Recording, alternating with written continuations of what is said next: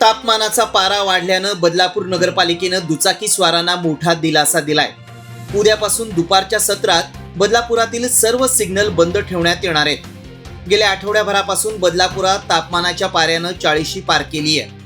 वाढत्या तापमानामुळे सिग्नलवर काही दुचाकीस्वार चक्कर येऊन पडल्याचे प्रकार घडलेत। उष्माघाताचा धोका लक्षात घेऊन नगराध्यक्ष रुचिता घोरपडे यांनी दुपारी 1 ते 4:30 दरम्यान शहरातील सर्व सिग्नल बंद ठेवण्याचा निर्णय घेतलाय।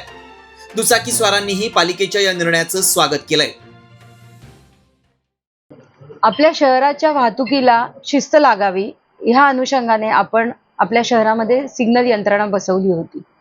परंतु वातावरणामधील बदलामध्ये ह्या बदलापूर शहरामध्ये 42 ते 43 जवळजवळ 45 अंशापर्यंत उष्णतेचं तापमान वाढत आहे आणि ह्या उष्णतेचा सिग्नल यंत्रणा जास्त वेळचा टायमर असल्या कारणाने टू व्हीलरवरील नागरिकांना त्याचा खूप त्रास होतोय आणि बऱ्याचशा गोष्टी अशा घडल्या आहेत की तिथे चक्कर येऊन पडणं वगैरे अशा बऱ्याचशा गोष्टी घडल्या आहेत।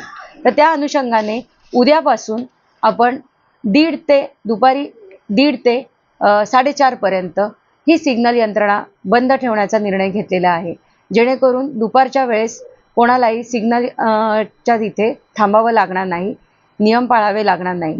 तर ह्याची सगळ्यांनी नोंद घ्यायची आहे।